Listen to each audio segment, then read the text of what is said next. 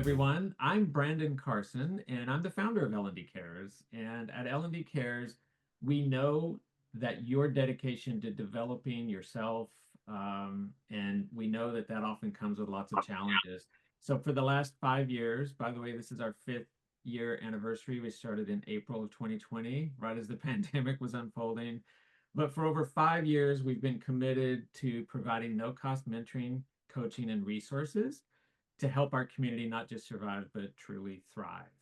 I'm excited to be here today as we dive into the second installment of our Dual Conversation series. Just to remind you all, if you're new to this series, Dual stands for doubts, uncertainty, anxiety, and loss. Powerful feelings that can erode our resilience, disrupt our balance, and sometimes even dim our hope. So this summer, we've been exploring each of these topics with the help of subject matter experts joining us in open, vulnerable conversation. Our goal with this series is to uncover insights and practical strategies to help us move forward with resilience, purpose, and yes, even hope. And please feel free to engage in this conversation via the chat. Michelle is here and will help us uh, connect the questions or comments that you have so that our speakers can address those. We also are providing a downloadable resource to take away for you to use on for reflection on our conversation today. And as we build on each one of our conversations over the summer, we'll be adding to that guidebook. And eventually, when we're done, you have a whole guidebook to take away. And just a quick note, if you enjoy this programming, please let us know and please give us feedback. So, because we are here to serve the needs of the community. Today, I'm excited because we're diving Brandon, into the, I yes. have posted the guidebook in the chat. Okay, fantastic. So link to it there. Today, we're diving into the U of dual. It's uncertainty, whether it's navigating the shifts in our roles, adopting and adapting to rapid technological advances, or facing personal crossroads. Uncertainty can leave us feeling stuck sometimes and even unsettled. But here's something to consider. What if embracing uncertainty could actually become one of our greatest strengths? To explore this powerful idea, I'm excited to welcome one of our founding board directors, Debbie Richards, in conversation with Mohammad Anwar, the president and CEO of Softway and Culture Plus. He's also the co-author of the Wall Street Journal best-selling book, Love as a Business Strategy. So Debbie and Mr. Anwar, welcome. We're thrilled to have you here. Let's get started. I'll hand it to you, Debbie. Thank you so much, Brandon. I just want to tell everybody I'm so excited to be introducing Mohammad to you guys today um, as we continue our dual conversation series. It's such a pleasure to introduce Mohammad. I've known him and I'm very familiar with his work. I've attended his Culture Plus workshops, and I just want to tell you how impactful I find his insights. It's also fantastic that his company is a strong supporter of our local ATD Houston chapter. So we really appreciate that as well. Um, Today, Mohammed is going to guide us through the topic of uncertainty. And I think this is a feeling that we all know well. His conversation and the conversation we want to have with everyone here today is about a focus of building adaptability, the and resilience. And he's going to share tools that will help us navigate the career changes that you might have, organizational changes, and any type of personal transitions. So, to start off, Mohammed, how do you see your approach to uncertainty helping individuals cope with the anxiety and the loss that often comes with significant changes in their careers or personal lives? Yeah. First of all, thank you so much for having me on this webinar series. I'm excited to be here. And Debbie, pleasure knowing you for so many years. And Brandon, thanks for having me on this webinar as well. But to start off and addressing your question, We actually have a book that's coming out in September called Love as a Change Strategy. And our whole philosophy when addressing change, which the world is going through rapid change, and especially in the workplace, us as humans are having to face change and uncertainty at high levels. And the key is to create a culture of change readiness, which is founded in love, is what we look at in a nutshell as a way to create change readiness and adaptation and the growth mindedness that is required for us to approach uncertainty and overcome the fear of change and become resilient individuals and then ultimately resilient organizations. So that's kind of the high level answer, and I'm happy to dig deep into it. Yeah, and I know that that you've had a wonderful journey that has dealt with a lot of change because I read your first book, and you started a business really, really young.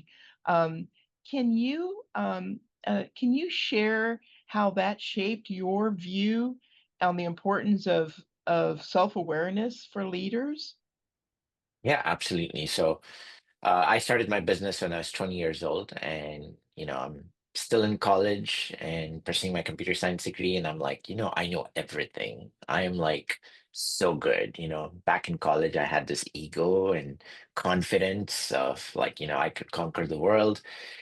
Uh, but what happened was over the course, I actually did achieve quite a bit of success. In like 10 years, I had over 300 employees, and I was running this technology firm, working with clients from pretty much all over the United States.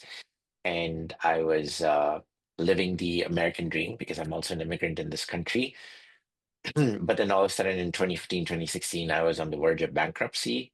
I had people quitting left and right, clients firing us, and we were hemorrhaging cash. And I was at this crossroads of not knowing what's going to happen. I didn't know if our company would survive. I didn't know if we'd be able to keep our doors open any longer.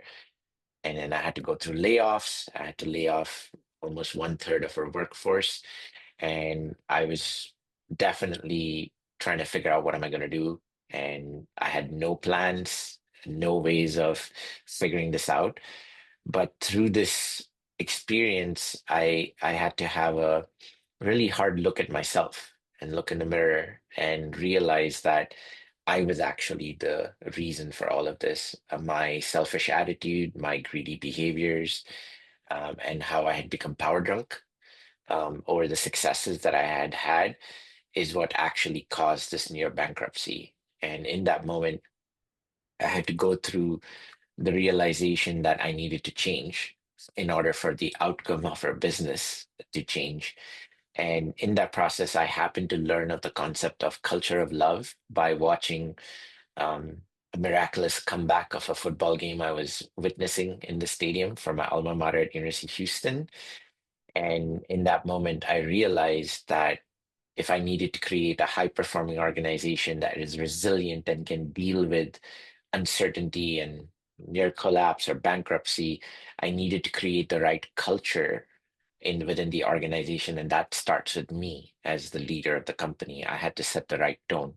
And so I had to go on a journey of changing my perspectives, my beliefs, my behaviors to that of culture of love and learning to lead with love. And that ultimately, over the course of the years, it transformed our organization, and we went from barely surviving to thriving. And that's kind of how I had to go on my own journey to realize how important self-awareness and introspection was for us leaders to lead organizations through uncertainty and through change and help create that culture of change readiness. And I know in the playbook highlighted some wonderful themes and some reflective activities for us to think about with uncertainty and change. Could you go ahead and do a deeper dive and share some of those with us, please? Sure. So when it comes to change, I wanted to introduce you to this concept of connected elements of change that usually cause uncertainty and the different experiences that our teams go through. So I'm going to quickly share my screen to kind of walk you through the concept. Let me know if you all can see my screen. Maybe not. Let me see. There we go. How There we about go. now? Okay, perfect. So when you think about change, there are connected elements of change. When we induce change inside of our organizations, either through external forces or internally induced, we usually tend to come and make changes to structure, like org structure, process, technology, introduce new workflows, and so forth. But when you create change in structure, it impacts the employees and the culture. And then if you make changes in employees, like you bring in new leaders or change position and put people in new positions, as people change in different positions, it has an impact on structure and culture because a new leader could come and say, this is how I like reports. This is how I like to run my meetings. These are the systems I like to use. So inherently, when people get changed, it also has an impact on structure and culture. Then when you try to make changes to culture with new values or behaviors that we aspire to work in, that does influence the structure and employees. So when you think about change, we can't just look at it in a singular view. It has impacts on multiple areas of your organization. And so when we are thinking about change, we have to holistically think of how does this structural change impact the people and impact the culture? And or vice versa, like how is this all interconnected? And then you can build better change strategy in being able to introduce change that gets adapted instead of resisted. And when you think about resistance, most of the resistance comes from people. People, us as humans, we are wired for comfort and certainty. When things get uncomfortable and uncertain, it invokes all of these feelings, and especially fear. And fear can lead us to act in ways that can appear as resisting to change, right? Because it invokes anxiety, it invokes all kinds of behaviors that us as humans are wired to respond to times of uncertainty. So when you think about the people, they become the biggest resistors to change, but they're also the biggest opportunity to create change and adapt change. So how do we go about creating environments where we introduce change where people actually become adapters instead of resistors?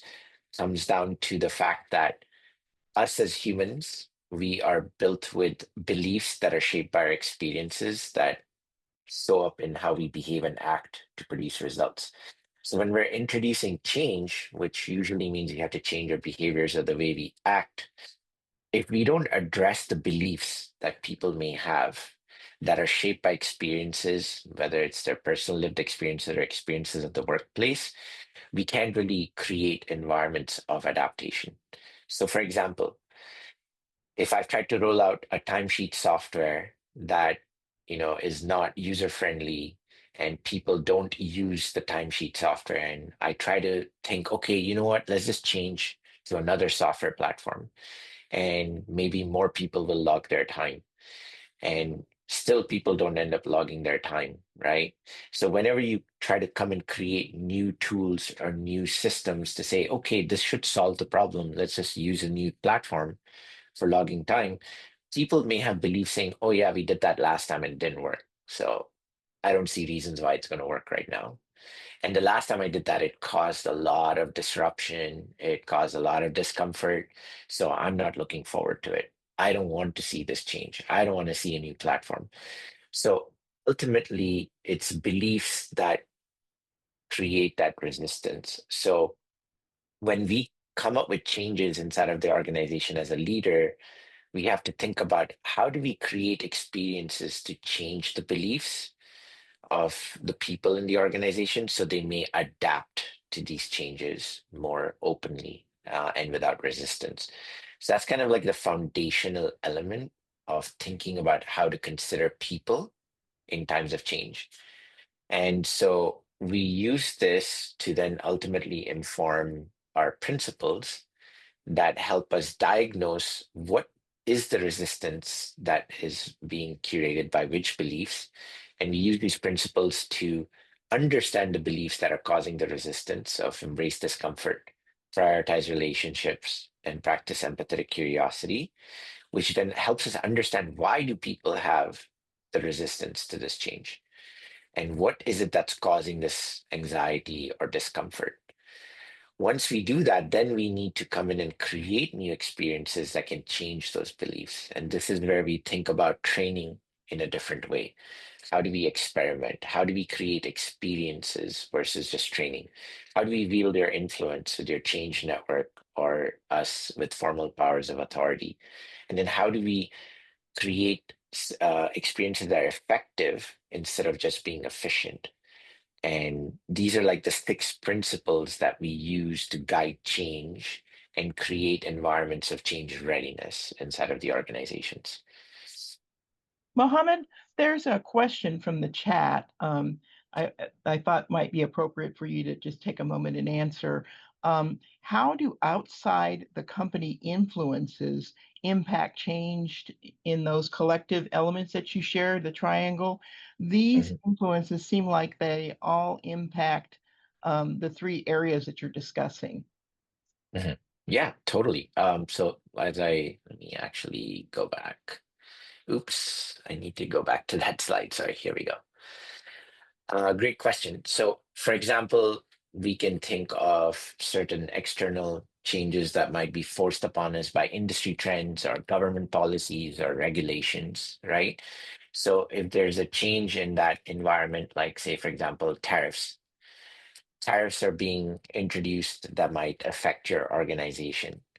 The reality is that internally, you're going to have to change the structure, how you source those goods, how you price out your products or services based on these tariffs.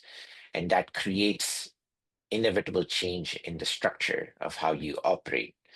And then that ultimately creates change for the people because now people have to adapt to new ways of working, unlearn the old ways, relearn the new ways with respect to how we might have to sell products, how we may have to price products, how we may have to position the supply chain logistics, all of those things. So now people have to adapt to these new structures, and then eventually that creates a new culture in the organization with how we think about pricing our products, how we think about servicing our customers, and how we have to interact with each other in terms of our behaviors and our norms in approaching the value or mission or goals and so forth. So yes, an external uh, change by industry trends, by government policies, all ultimately impact us internally as well.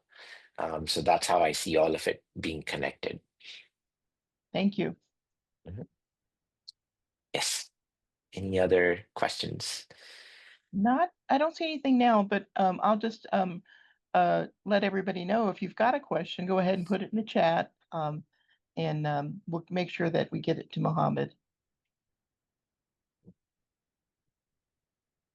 So tell us a little bit more about change and uncertainty, Mohammed. Sorry for the interruption.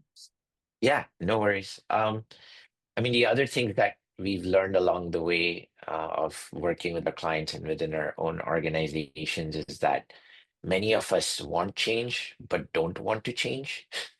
And so the reality is that when we are looking to create change within our organization, within our teams, we usually are looking at what needs to change around us to to create change, but usually the answer is always that change begins with us. And so a lot of the times, us as leaders or people who work in organizations that are desiring change, we need to have a hard look within ourselves to recognize that we need to be the change that we aspire to see. So, what needs to change within me? How do I need to look at the world? How do I need to operate? How do I need to behave so that I can then see me changing and then eventually impacting those around me for change as well. So that's something that I can share as a common problem and challenge with a lot of organizational leadership is that they want to see things change but don't want to change. And that is something else that I would say that us as leaders we need to focus on, build self-awareness around, and introspect around to create change. Yeah, and you mentioned, and in your book, Love as a Business Strategy, you talked about reframing resistance to change. Mm. Just wondered if you could share an example of how this has helped a team or an individual move past that discomfort and embrace a new direction, that self-awareness, the looking inside. Yeah, totally. So one example I can give is, we were trying to do an org structure within our own organization as of recently.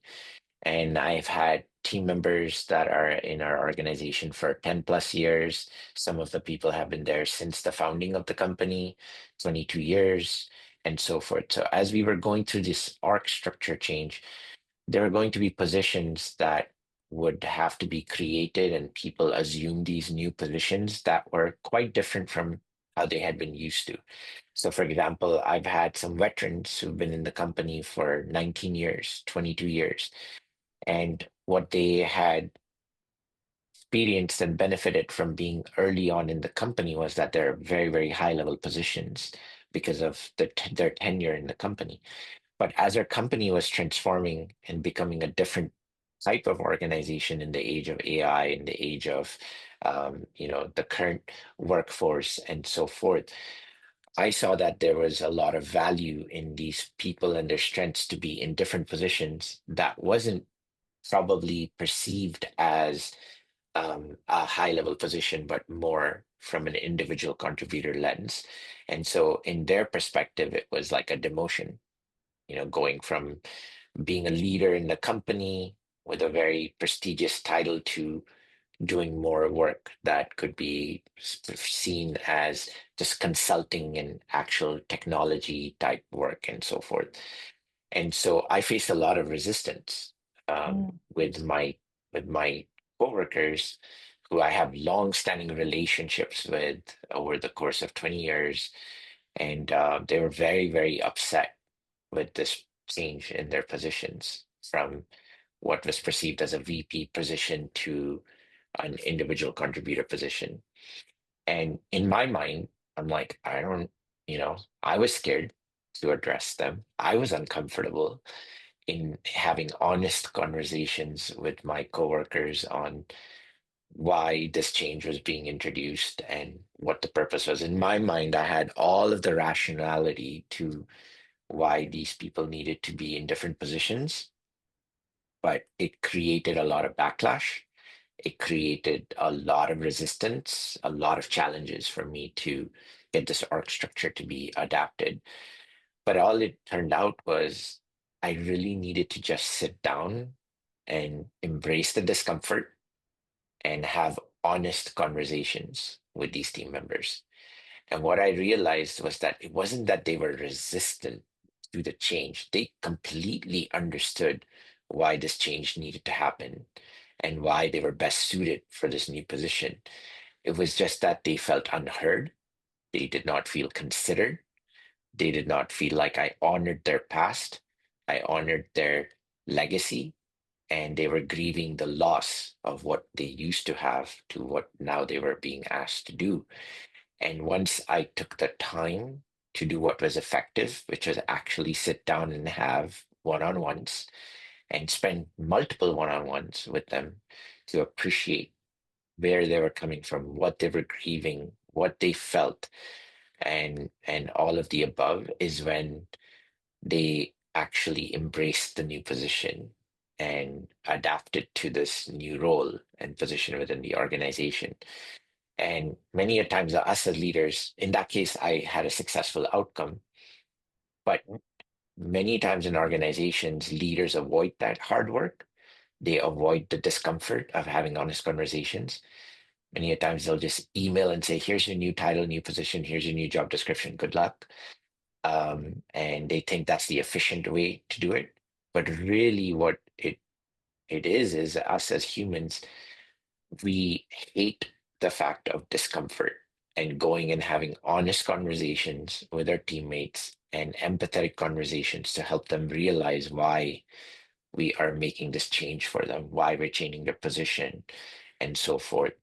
And we avoid all of that in the name of efficiency and avoid doing the effective work, which is actually sitting down, taking the time, and honoring the people as we make theirs position changes and so forth.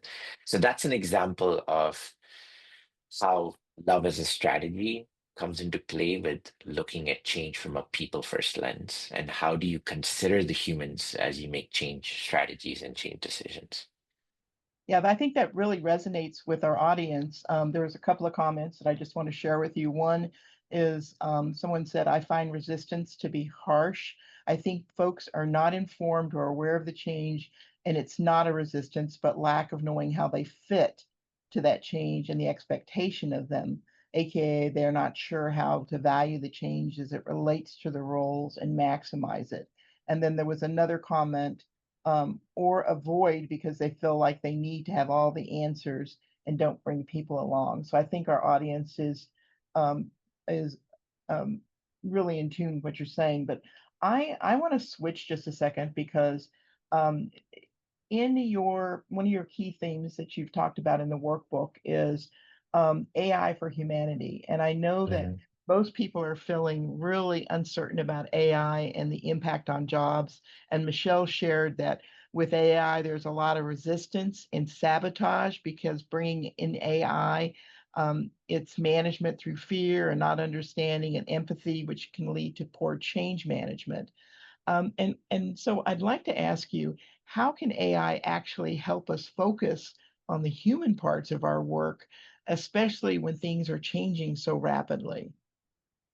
Yeah. So AI today is definitely invoking a lot of uncertainty in the workplace because there is a staff replacement mindset or narrative floating around when it comes to AI. And that's unfortunately the experiences of some has been because of that. There are organizations that are taking an approach to use AI as a cost reduction strategy and staff replacement strategy, and while that is happening in some organizations, the way our belief with AI is that if introduced the right way and the change is rolled out the right way, AI can actually help bring humanity back to the workplace.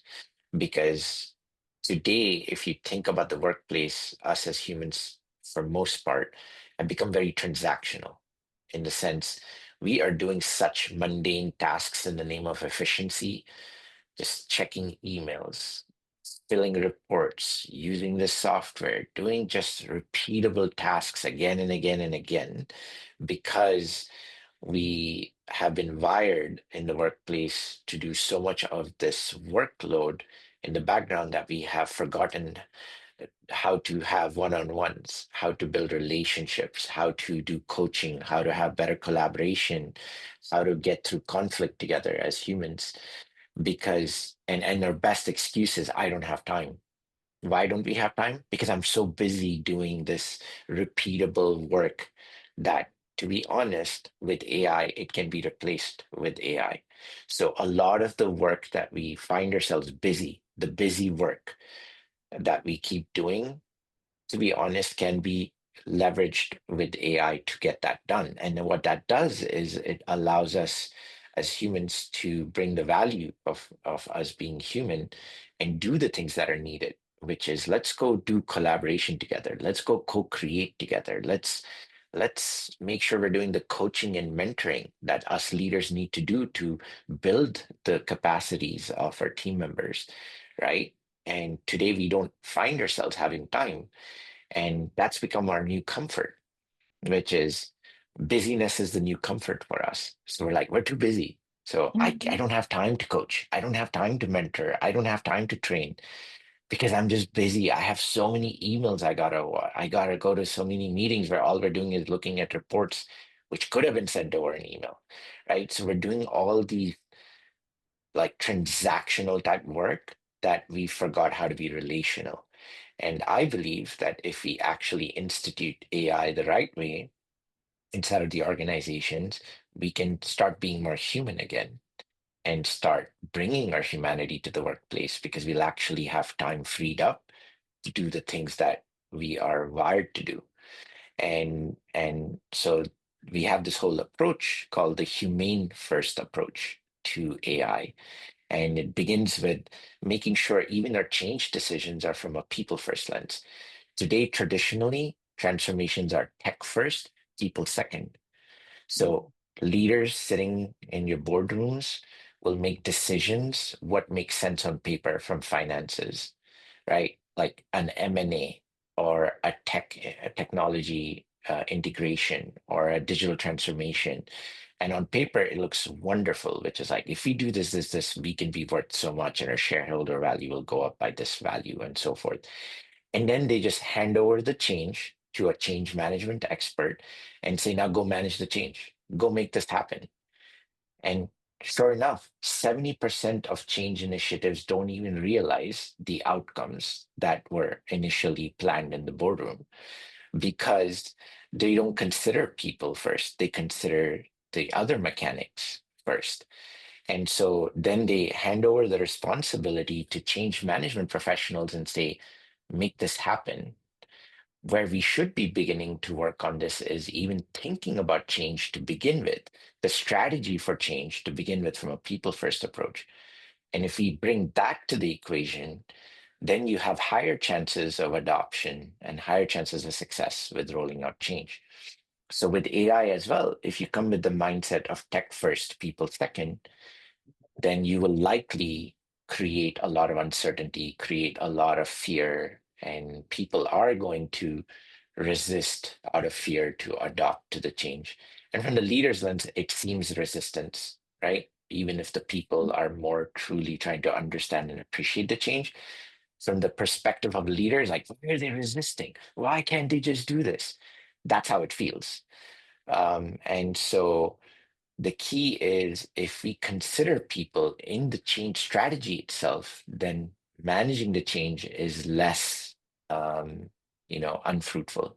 So that's kind of the approach, even with AI, we want to consider. And that's what we've been doing in our own company. We've been doing that for our customers, is how to roll out AI the right way, where we can change people's beliefs around AI by first creating experiences that show that, wait, AI can actually give me more time. Let's create those experiences first. Then you're able to actually roll out AI in a way that people are ready to adapt because they see the value in it versus leading with the fear part. Yeah, I absolutely love that. And I love the idea of that people first transformation as well. Um, and just thinking about that, then it's just a great concept. Can you go back in retrospect and think about what's one common mistake that organizations make doing this, and how can they make that change in the future? Sure. I think I mean this is something that from my observations and experiences, especially as it relates to training and development, learning and development, right? Um, when you are trying to create change in people's behaviors, training addresses a certain aspect of the skills that are needed to use a tool or use a new system and so forth. But that's not the full equation that's needed to create true change adoption, right? Because I can learn how to use a tool doesn't mean I'm actually going to use it just because I know how the features work and how the tool works. You still have to create a desire to want to use those tools. And so one common mistake that organizations might make is like, let's go roll out this new tool, new system, and let's just train people and we should see results. Mhm. And our experience and recommendation is that while training is necessary, also ensure you try to create experiences that can change people's beliefs around those software platforms. Because then you even now have an innate desire or belief that this tool or this software or this platform is actually going to make my life better. So I'm going to use it in addition to know how to use it. So one approach that we could all institute is how do we think about diagnosing what beliefs exist, why people may resist or not want to use this tool or platform or technology, and so create experiences to change those beliefs while also offering the necessary training to reskill the talent. Putting it together will create better change adoption to these new platforms and systems. So I'm just guessing that your new book is going to do some deeper dives into this topic. Could you share a little bit more about that and maybe show us? I know you've got in your presentation some more information about the new book. Yeah, sure. So our new book, I can give you quick uh, overview of the principles and talk about some examples as it's being requested about experiences and so forth. So I'll address that question and I'll open up my presentation as well here really quickly. But examples of experiences are like, for example, if we have a new AI tool and you're like, here's how you use the tool, here's how you go ahead and log the prompt, and here's how you can request a new image, a new marketing collateral using ChatGPT and so forth. Here, how you use the tools. Experiences are about creating an environment or a situation where people can see the benefit by actually getting into it. So, for example, taking an actual workflow or a process and using AI to optimize that process and show how it gives back time to a person, you need to give them that experience to say, oh my gosh, I see how AI can benefit me. So there's more desire to now go learn how to use AI. If we just force people to learn how to use the tool, but don't give them the experience of changing the belief around AI, which is, oh, it's going to take my job away, versus it's actually going to make my job easier and make me more human, we have to create that experience. So you can do that by creating a hackathon or showing people how a certain type of AI tool has allowed us to go to a meeting and not have to worry about taking meeting notes anymore. And you can actually be present in the meeting and not be worried about taking down notes, not be worried about, am I forgetting something? Am I forgetting this action item? And you just create that experience for them to show that this can actually make you more human. You're more present in the meeting, you can be more engaged with the person, and AI is taking care of all of the meeting notes and action items. So at the end of it, you were more present and more engaged, and that changed how you felt about the meeting. Now, they might be more encouraged to actually go institute that AI tool in their meetings, in their interactions. So it's about how do you create experiences to change those beliefs? That's the simplest example that I can give. Yeah, I saw a survey the other day that said the number one use in Microsoft Copilot was in Teams in using the AI meeting recorder, allowing people to be more present. So That's correct. Um, so let me open up really quick.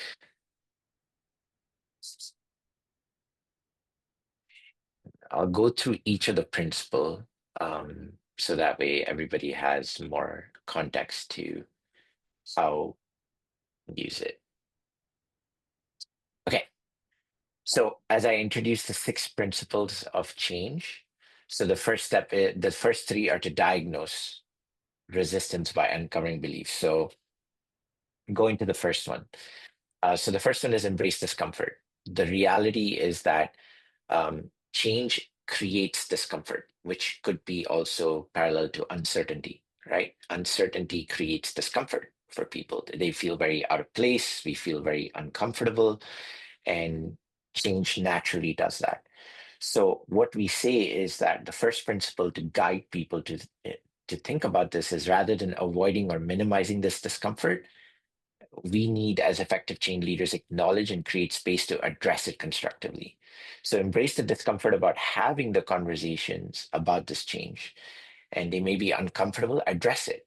Create environments to go through and discuss that uncertainty, talk about it, create space for people sharing their feelings, create spaces for people to share their concerns, their frustrations, their fears. That all creates discomfort, but we have to embrace it because that's just naturally what change creates.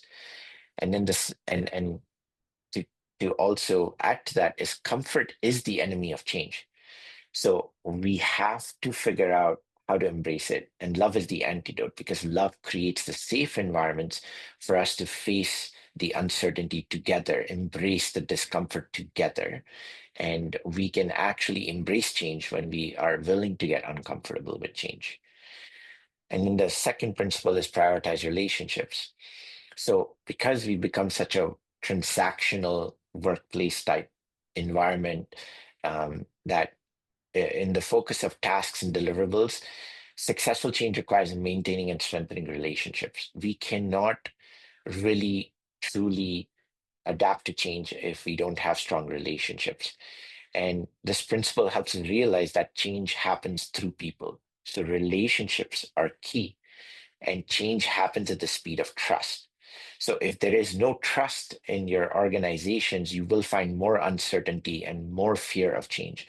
When there are high levels of trust, which is infused by the culture of love and creating relationships, you can actually get through change faster.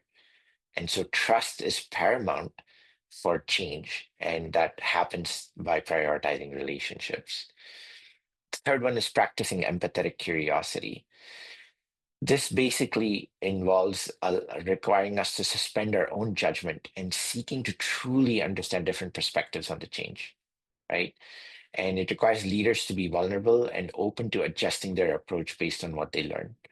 Because what happens is I may come with one belief around why this change is important and not consider other people's opinions, other people's fears, other people's beliefs around the change. And so it requires, especially us leaders, to suspend our opinions, suspend our beliefs, and take the practice of truly being curious. Why are you resistant to change? Or what is the fear around the change? Why don't you like this change? And not do it from a place of judgment, but do it from a place of curiosity and empathy. And when we do that collectively, you'll be able to understand what could be the fears, what could be the cause of the uncertainty, and then you're better equipped to address it. And ultimately, empathetic curiosity empowers others to lead change with love. So now we're leading the change while considering others. And then the fourth principle is experiment, which is, large scale change can be overwhelming. So what we recommend is that we encourage testing ideas on a smaller scale, learning from the results, and then adjusting it before wider implementation. Um, because sometimes we're not sure if we have the perfect plan for change, because you can never have a perfect plan for change. It's uncertain. Even your plans of dealing with change can be uncertain. So it's better to do small focus groups, rollout of changes, learn from it, adjust your plan, and then scale it to a wider audience.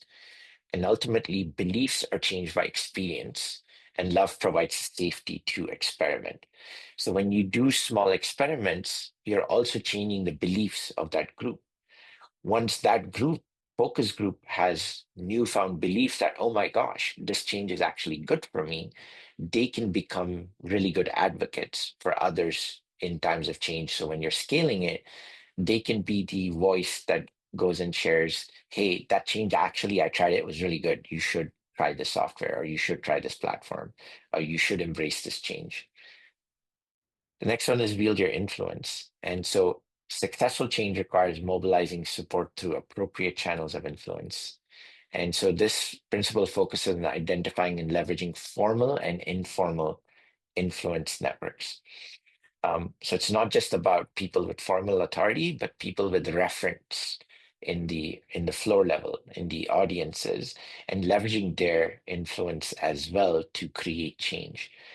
And so if you could do focus groups with those people, then they become the best influence for change. So everyone has the ability to influence others, and love creates agents of change. And then be effective. While other principles focus on how to approach change, this principle emphasizes the importance of achieving tangible results. So change initiatives must ultimately deliver value. We fall into the trap of being efficient at the cost of effectiveness, right? If we sometimes find ourselves saying that we should just send an email versus having a one-on-one, then that is the difference between efficiency and effectiveness. An email might not produce the actual outcomes we need. Sometimes to be effective, we may have to do the hard work to actually get the results we need. And that takes time, that takes effort.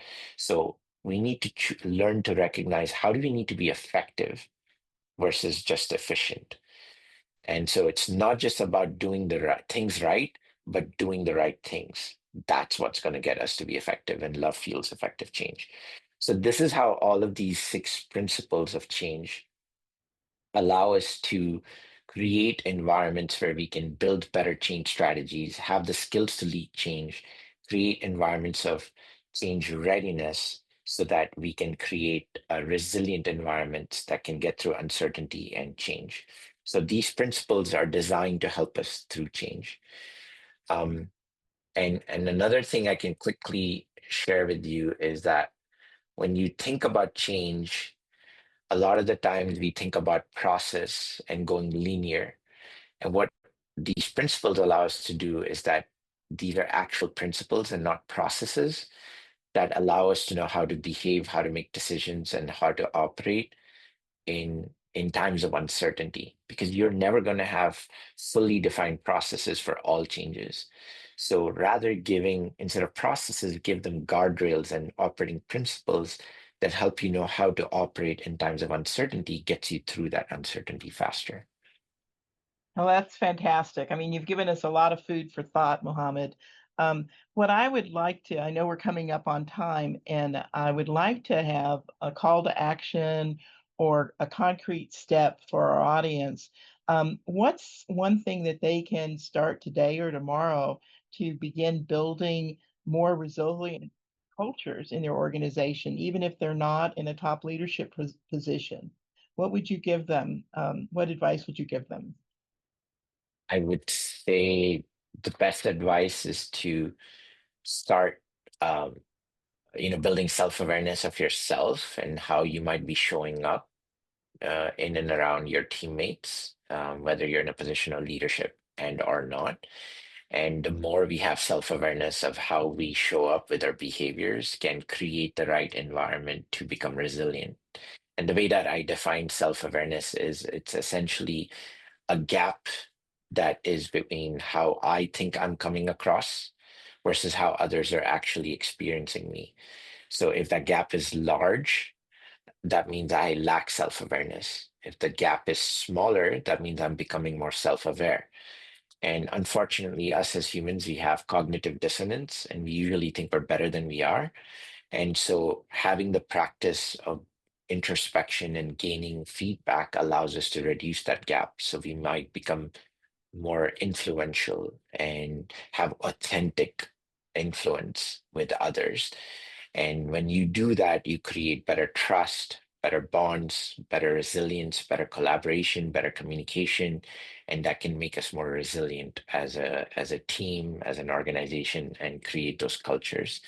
So each of us individually have the opportunity to go on a journey of transforming ourselves by building better self-awareness, but that takes a lot of intentionality.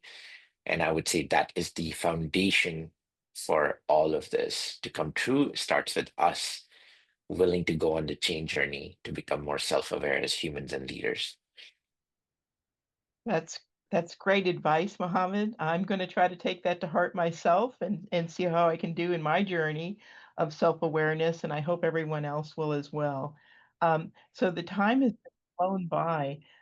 As we come to the end of this webinar, I would love to thank Mohammed for his time today, and also all of you that have joined us on this webinar, and to those of you that will be watching this on YouTube. If we will be sharing the workbook for download, and we'll also have the link if you want to go back and watch this again or share this with other folks as well. We would love for you to have to do that. We'll also share Mohammed's information, so if you want to reach out to him and find some more information about the amazing stuff that Culture Plus does. Plus, his book is out for pre-order on Amazon, so you can go out there and get that as well. Our next webinar in the dual series is going to be on August the 28th at 9 a.m. Um, Pacific Standard Time and noon Eastern Time. And Amy Rupert Donovan will be our person for that, for anxiety. And she is a master coach, and we really look forward to her conversation as well. So I want to thank everyone for your attendance today, and hope this was of benefit to you, and just leave you with the message that Mohammad has shared, that we need to embrace change. You know, it's not something that we should avoid, and we can lead with love through change, as he shared in his wonderful first book. Mohammed, do you have any closing remarks that you'd like to share with the audience? I'd say the only thing I would leave the audience is with this concept of choose your hard, which is changing is hard, but so is not to change. That is also hard. But I would argue that not changing is harder in the long run. In the short run, it might seem like it's easy, but there is no such thing as easy. There's only hard and harder. And so choose your hard, right? So when you're looking at change, the hard work might be to actually embrace the change and embracing the discomfort to go through the change, versus if you're avoiding the change, it will come and bite us later in the future, because we're just kicking down the can down the road that ultimately is we're gonna have to pay the price for, and it's gonna get harder. So it's better to like find ways to build self-awareness, to recognize that choosing your hard now is better than trying to delay, and because the delay comes with a price and interest added on, and it's going to only make it harder. So how do we create bias to action to embrace change and choosing our heart today? That would be my last advice. Fantastic. So we all have a call to action, and we are going to, on that end, there are some comments out in our chat around information on Mohammed's book and our next piece. And Michelle, would you like to leave us with any closing messages as well? I just want to thank everybody for attending. I posted the workbook in the chat, and we will have one of these for each of the dual sessions. Anxiety is our next one, as Debbie said, and that will be, again, August 28th. I will have the YouTube link for this up in by Friday. So, and I will post that link as well. All right. Well, I thank also you. I also just shared the link to pre-order Love is a Change strategy if anybody wants to do it. Yeah. Oh, good. Thank you. I couldn't find that. Thank you all so much. Debbie, Mohammed, thank you both. It was wonderful. I really appreciate it. Thank you. Bye-bye. Bye.